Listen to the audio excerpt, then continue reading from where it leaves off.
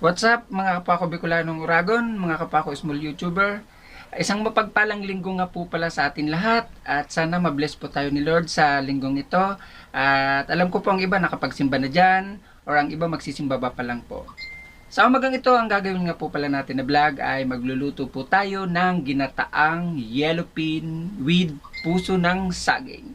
Bago po natin simulan ang ating video sa umagang ito, intro muna tayo mga kapatid. Let's go! O diba?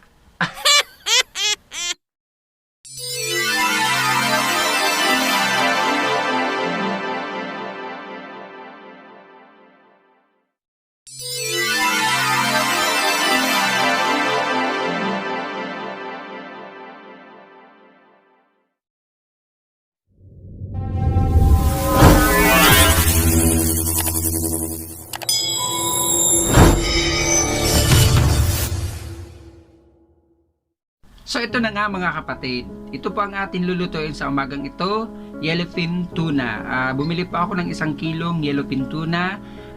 Ang halaga niya po ay 180 ang 1 kilo po mga kapatid. Bali 2 piraso po yan kasi hindi naman po kalakihan yung yellowfin tuna na aking binili. Ayan nga po, may yellowfin tuna tayo. Ito po yellowfin tuna. Meron po tayo puso ng saging. Meron po tayo ng gata ng niyog. Yung nasa maliit pong lalagyan, yan po ang unang piga. Yung nasa malaking lalagyan pong kulay brown na bowl, ayan po ang ating pangalawang piga. At meron po tayong magic sarap, 1 sachet, 3 sachet ng paminta. Meron po tayong luya, meron po tayong sibuyas, at may 3 po tayong pirasong sili. So ngayon mga kapatid, tara, samahan niyo po ako sa aking pagluluto sa umagang ito ng yellowfin tuna na ginataan with puso ng saging. Tara, let's go sa go! Ngayon mga kapatid, ilalagay na po natin ang ating pangalawang piga ng gata ng niyog mga kapatid. Yan, ito. Uy, mainit. Ang singaw. Paalala po mga kapatid, tulad po ng mga dati ko pong pagluluto about pong sa gata, wag na po natin uubusin ang gata ng niyog once po tayo ay magagata. Kasi kung napapansin nyo po ay ang kulay brown po yan, yan po kasi yung bao na nakakayod. Kulay brown na po siya mga kapatid, kaya wag nyo na pong sasama, wag nyo na pong uubusin. Isang tips ko po yan sa inyo mga kapatid. Haluin lang natin ng konti bago po natin ilagay ang ating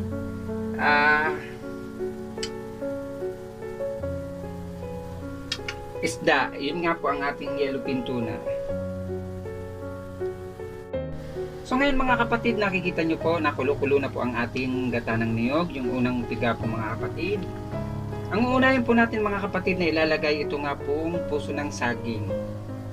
Kasi po mga kapatid, kung bakit natin uunahin ang puso ng saging, dahil ito po ay medyo matagal maluto. Ang isda naman po ay madali lang po maluto. Pag pinailalim po natin ng isda ang ating yellowfin tuna, baka madurog lang po mga kapatid. Kaya dapat unahin po natin ang ating puso ng saging. Dahil siya po ay matagal maluto. Disclaimer lang po ha mga kapatid. Uulitin ko po, madalas ko pong pinapaalala na ako po ay hindi eksperto sa pagluluto. Kung tanging alam ko lang pong pagluluto, yan lang po ang aking ikinakashare sa inyo mga kapatid ha. Disclaimer lang po. Ako po ay hindi eksperto sa mga gantong larangan ng pagluluto.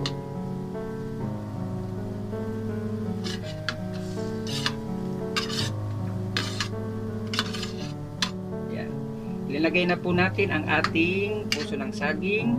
Hintay-hintay lang po natin mga kapatid maluto ang ating puso ng saging, saka po natin ilalagay ang ating yellowfin tuna. 1 hour later. 1 minute 37 seconds later. So ayan na nga mga kapatid, nakikita nyo na po, medyo luto na po ang ating puso ng saging. Ilalagay na po natin ang ating isda or ang ating yellowfin tuna mga kapatid. Sa ibabaw po natin ilalagay mga kapatid ang ating isda para hindi po siya madurog. Kasi pag sa ilalim po natin sa linagay, madudurog po ang ating isda.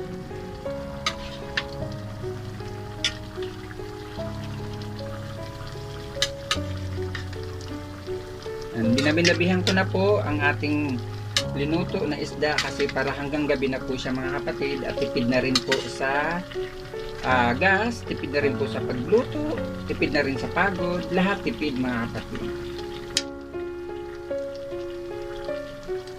Lagay po natin ang ating isda, kalat po natin siya.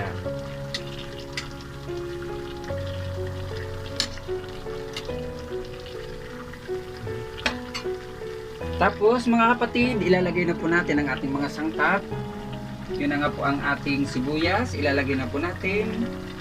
Kung napapansin nyo, nahuli po ang ating sibuyas, ang ating mga sangkap. Ilagay na po natin ang ating luya. Yan. At lagay na po natin ang ating paminta. Tatlong sachet po ng paminta mga kapatid, ilalagay natin. Shout out nga muna pala sa ating mga member na si Rizal C. Ramirez. Mega love shout out sa iyo kapatid. Paki-subscribe po ang YouTube channel ni Rizal C. Ramirez.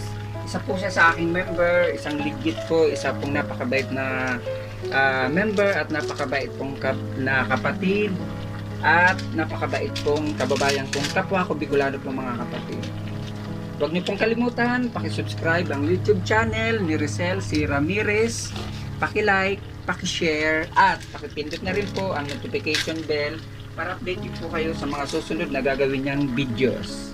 Ganun din po, paki-subscribe, paki-like at paki-pindot na rin po ang notification bell ni Rainer Rio. Si Rainer Rio po mga kapatid ay isa rin po sa aking member at isa rin po sa aking napakabait na kaibigan. Isusunod na po natin mga kapatid ang ating sili. Sa ibabaw po lang natin ilalagay. Napaka-supportive po ng kaibigan po natin na si Rainer Rio. Tatakpan po muna natin mga kapatid. Habang inihintay po natin mga kapatid ang ating linuluto na ito nga po na ginataang yellow pin na may puso ng saging.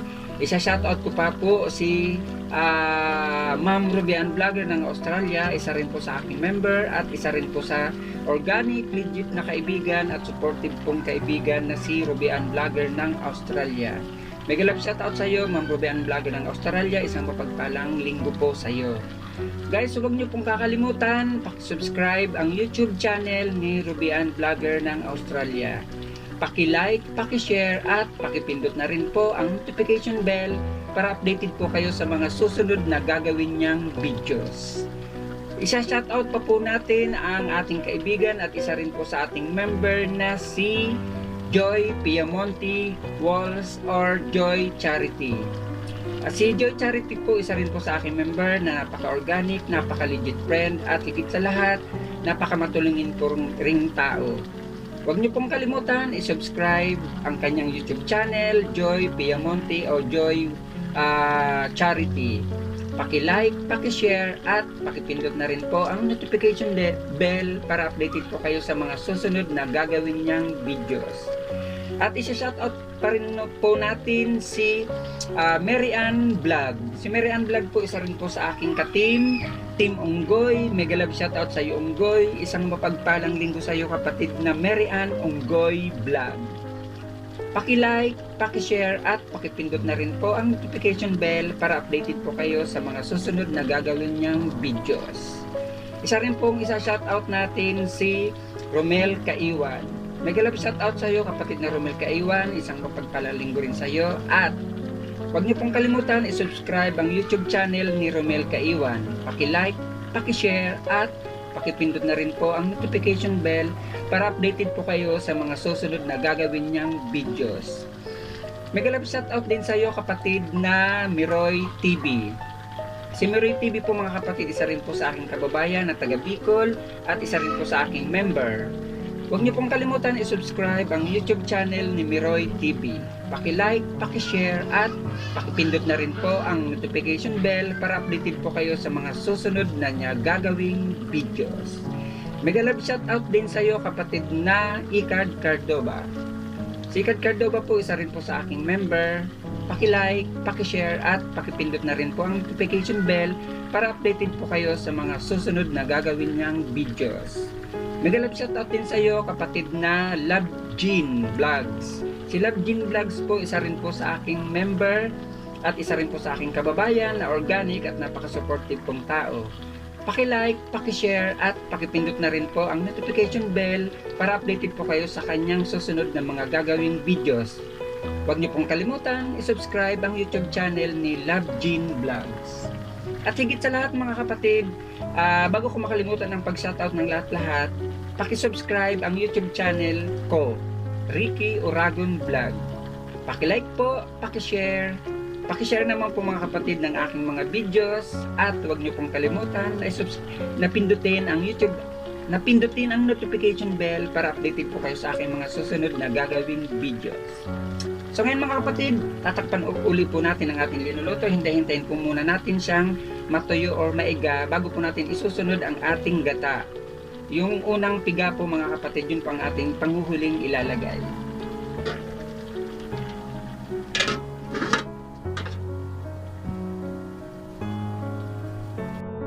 A few moments later.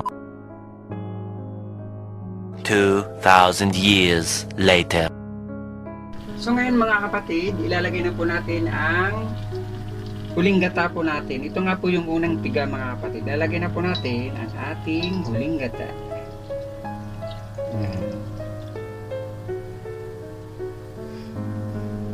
Hintayin lang po natin uli kumulo at ating titimplahin na po siya.